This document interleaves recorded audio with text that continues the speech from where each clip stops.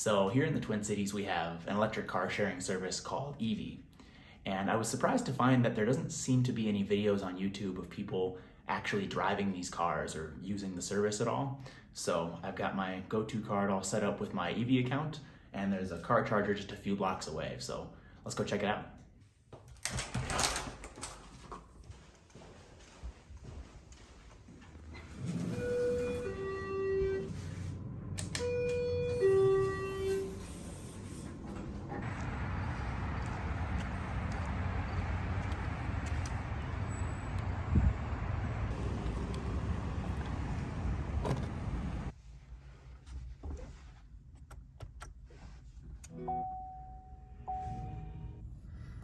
All right, so away we go. Now, let me get going here.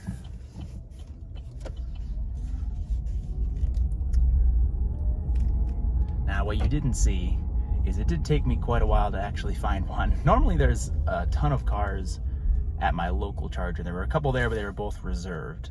So I rode around a little bit. I found a few other cars also reserved, till I finally came across this one. So I guess the note would be, don't rely on the go-to card to just walk up to any car and tap on it and go. In fact, this car I tried to get in and it failed with the go-to card.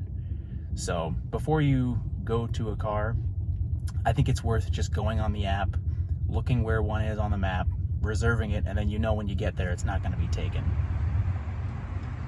What? So just driving around, I mean, these cars are a ton of fun. Now, don't kid yourself, it's no Tesla. It's not gonna blow your mind with its speed, but it's quick. And it never gets old, putting it in sport mode and passing cars on the freeway. I just can't help but smile when driving one of these things. It's a lot more fun than a gas car. You can use CarPlay or Android Auto if you plug in with a wire. So that works just fine if you want navigation on your dashboard or whatever the case may be. But it's also worth noting that there, aside from the OnStar package, which is included here, there are no other like safety features you might expect on modern cars. So no lane keep assist, no adaptive cruise control, no blind spot monitoring. You do have a backup camera, of course. But coming from my Subaru, which has all those things, it is a little bit of getting used to have to remember that the car is not gonna keep you in the lane or keep you at the right speed in traffic. Now, my understanding is the 2023 model year of the Chevy Bolt has those things as standard. So in all likelihood, as these fleets are upgraded, we will see those features just as part of the base package. Now, a note on the pricing for these. It is actually pretty competitive. It's actually cheaper to rent one of these per minute than it is to rent one of the e-bikes or scooters in the city. So that's pretty good. But in the future, it would be nice if there was some kind of discounted rate while the car was parked and your trip was paused. Reason I say that is, with the bikes and scooters, you're usually just stopping in somewhere quick, running an errand. With this car, it would be nice if I could visit friends or family outside the Twin Cities and not be constantly thinking in the back of my head, oh, I'm spending all this money just having this car sitting there parked. Now, of course, it can't be too cheap. You don't want people taking these cars and keeping them all day long, but some kind of discount, I think, would really encourage more people to use these cars full-time rather than owning their own car. Now, I did the math, just kind of estimating my usage. And granted, I don't drive very much. I take my bike most places. But for the little bit that I do drive, I think that I would actually save quite a bit of money renting EVs all the time rather than owning my own car.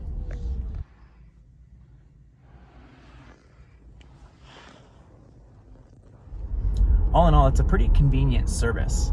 But do I think that electric car share is the future of travel within cities? Of course not. No, I mean, I think everybody knows at this point, more investment in public transit, better walking and cycling infrastructure, those are the ways that you actually make cities nice to get around in. But sometimes you do need a car, and it's certainly a lot cheaper to rent one for $15 an hour than it is to buy one for $10,000, $20,000, $30,000 and then pay to park it, and then pay to maintain it, and then pay for insurance. You get my point.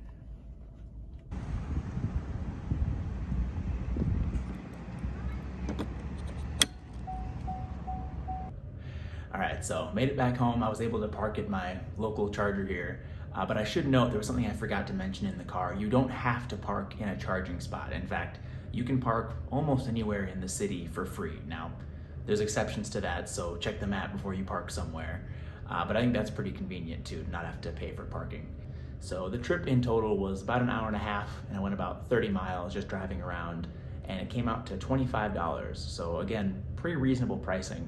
So I would say it's a pretty great service. And if you haven't yet, I would definitely recommend giving it a try. So if there's anything I forgot to mention or any questions you had, just leave them down in the comments. I'll do my best to answer what I can. And other than that, have a great day. I'll see ya.